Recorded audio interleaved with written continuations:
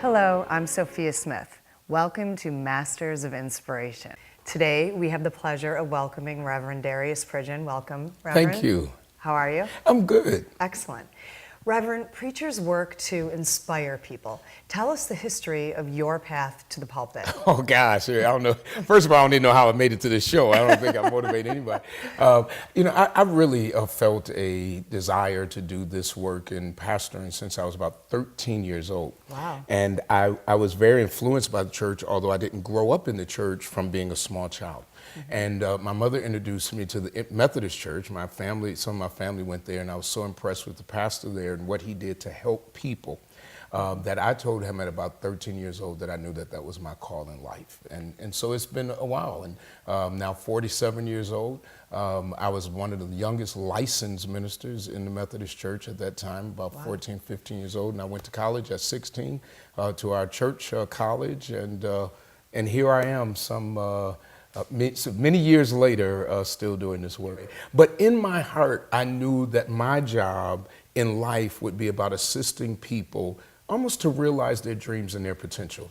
And that's what I do in all of my jobs. That's very inspiring, very. Thank you. So how would you say, Reverend, we can help kids have morals and be a little bit more old-fashioned and be respectful people? Well, I think times are changing, and some things we're never going to go backwards into. Right. The cat is out of the bag. Again. Yeah. Happy true. Days come on, they're not going to get the ratings anymore. When you compare it to for Adult Swim at night, which looks like a cartoon, but it's a very adult cartoons. Some things we're not going to be able to get back. It's just not going to happen.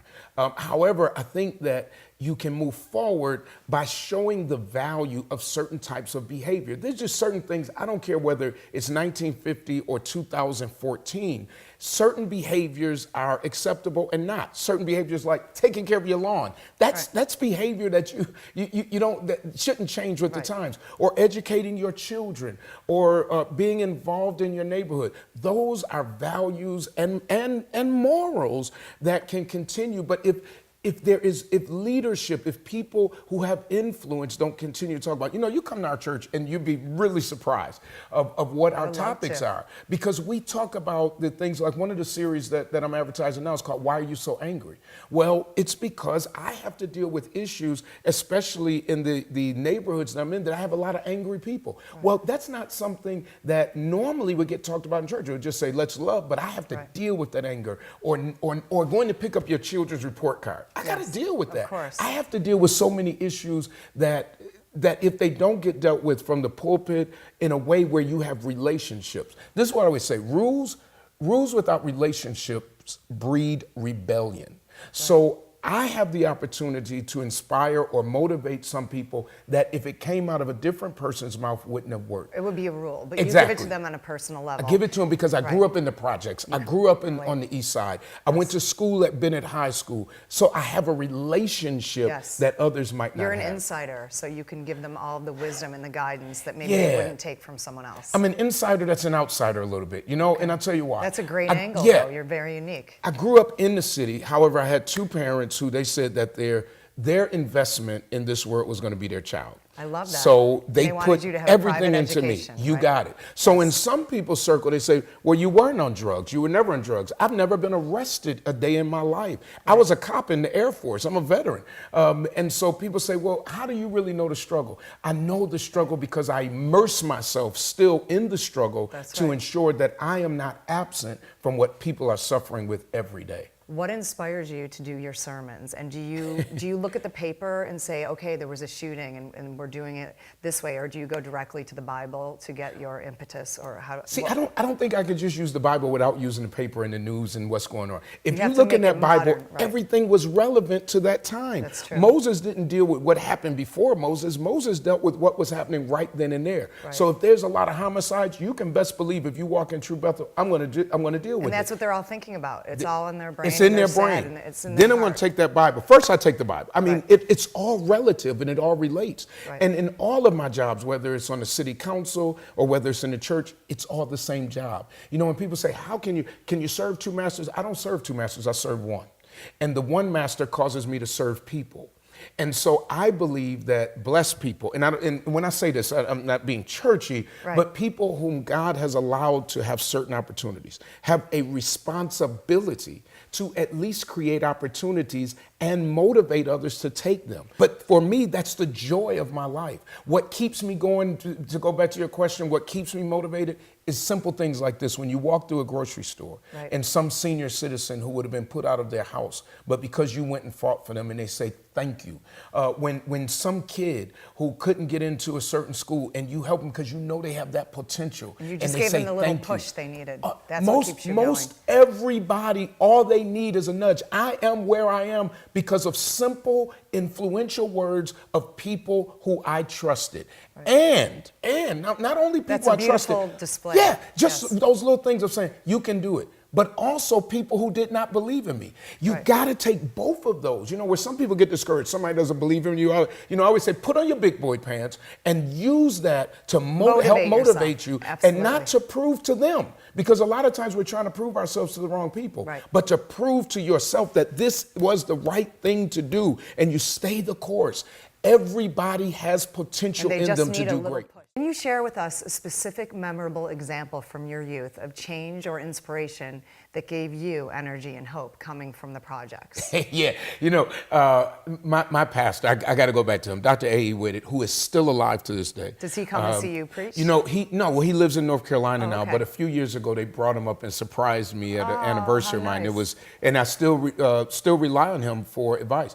He asked me at the age of 12 to put together a bowling league in our church. Okay. And this was a large church. Sure. And I said, okay, didn't really know what I was doing. He gave me a few parameters, but people weren't participating. They weren't being very nice. Mm-hmm. So I went back to him, and he was 6 feet tall, you know, and I'm looking up at him, and I said, Dr. Whitted, these people, they won't do what I'm asking them to do. And he looked down at me, and these words changed my life. He said, handle it, and walked away. And he meant it because he knew what I had in me, and he walked away. And that bowling league happened. It happened big, and I was 12 years old. But he believed in me at 12 and wouldn't let me be a baby. He would not let me make excuses. And to this day, that's how I operate with my staff, with the people around me, with the people I try to motivate. You got it in you, handle it, get it done. Do you ever feel like you start out the beginning of the week leaping forward, and then by Friday you're taking 5 steps back? Sometimes we all feel like that, but if so, what motivates you to keep trying? And is it really all about trying, or is it just about doing? You know, I think it's a little both. You know, some things I do, they don't turn out the way I want them to, but I don't stay stuck in that rut of, this went wrong. You can't dwell on it. You know, have to move on and make the best I had a of week it. Recently in which everything I had broke, from a chainsaw to a car to everything else. And you go like, what is and I only have bad moments. I refuse to have a bad day.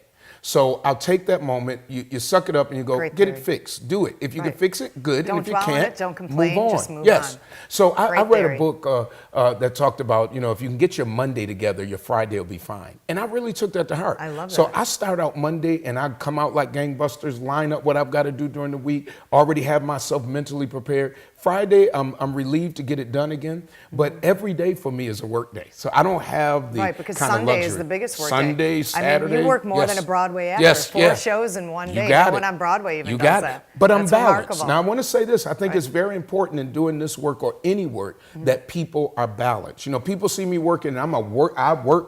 Right. But I believe in also relaxing. And I believe in enjoying your life. And I don't believe that God put us here to just work every day, all day, and you never enjoy your family, you never enjoy yourself. You know, Dr. Whitted again, there's a song that we sing in church that says, silver and gold, I'd rather have Jesus than silver and gold. Well, he got up one Sunday and said, I think you can have Jesus and a little of silver and gold and not, and not be bad. That's and, right. and I think you can. It's good to be successful. Yes. And success is not about what you have. No. Success is about, am I fulfilling the purpose of the reason I am here? And so if you're fulfilling that purpose, it's all right to relax, because that's a part, our brains need that time to re-energize, to rethink. And so, yeah, it is a huge job, but I'm balanced in it, and people should be balanced in it also. What inspires you on a personal level, and how would you describe Martin Luther King's current assessment of current Buffalo? Wow, Dr. King, although I never met him and was very young when he was assassinated, I don't even remember the period. Right. But I think that for me, and probably for most Americans, that if he were to look at Buffalo right now, I think that he would somewhat be a little discouraged in the actions of a few. Now, I think that if he saw greater Buffalo, I think he would be encouraged. I was in a store yesterday. A couple came up to me. The woman was white. The husband was black, and they complimented me on how I recently handled an issue. And that was encouraging. I think that Dr. King would see more people working together than not. And except for the few people who have differing points of view, I think he would see a new Buffalo. And right now, I think current leadership all over this area is really trying to strive to have a much more diverse Buffalo, a much more accepting Buffalo. So with that change, what people have to understand, there are those who refuse to change and they come out of the woodwork. To me, that's okay. But that's anywhere. That's not anywhere. Just Buffalo. You sift them out and you continue to move. You go with the positive. You never, when you look at True Bethel, you've come to our church anytime, we have an interpreter who is white. We have people who are white, black, Latino. And to me, I'm telling you, it's the essence. We no longer have that's a black church. Some people say he pastors the predominantly black. I don't agree with that. I just pastor a church of people, black, They're white, souls, old, young, fat, skinny. It's all of us together in one place. And we're here to hear this message of how we as individuals can help this worldwide network that we've been placed into. If you could take, for example, a high school that had an extremely low dropout rate, if you could take over as an entrepreneur and you had full freedom to change anything and everything about it, what would you do to make it have a 90% or better graduation rate? Oh, it starts with parents. Let me tell you what I do. I would include parents in any way I can. I have proposed over and over that we need a system that brings accountability to parents. I think that it is so unfair. Do you mean something simple like signing the homework paper or just getting them in the door? Yeah, for some people that's enough, but other people it doesn't work.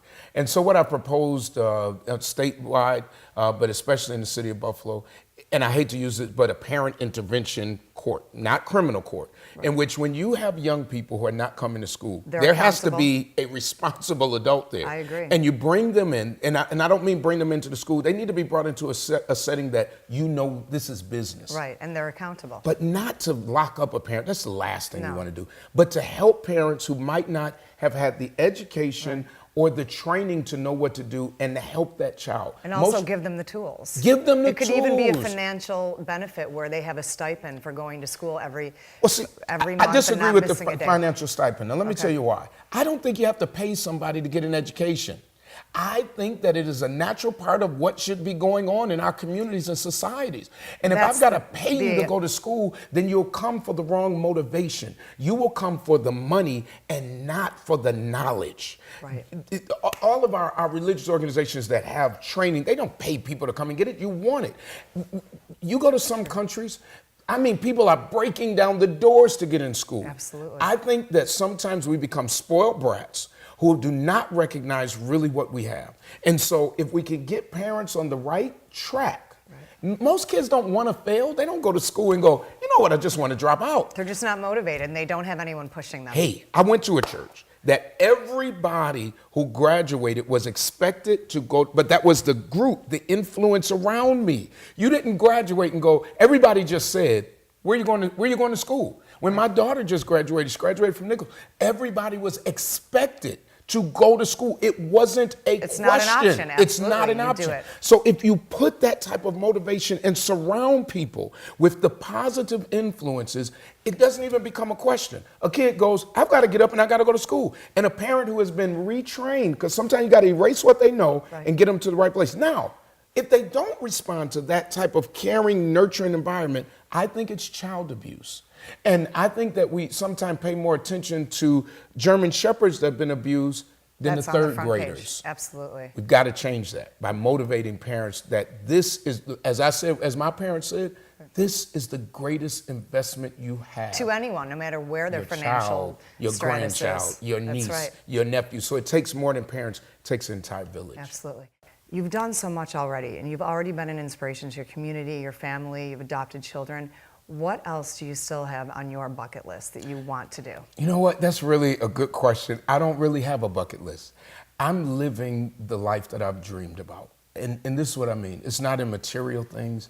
It's in being able to get up every single day and know I get to affect somebody's life for the positive every day. So for me, it's like, how much more do you want?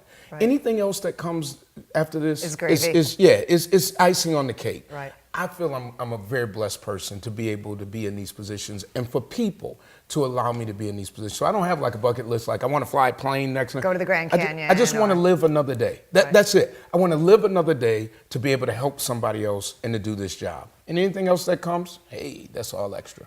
Reverend Darius Pridgen, it's been an honor and a pleasure to share time with you, and you truly are an inspiration to us all. Thank you. I appreciate it. Thank you so much. Thank you. Thank you. Masters of inspiration, great people doing great things.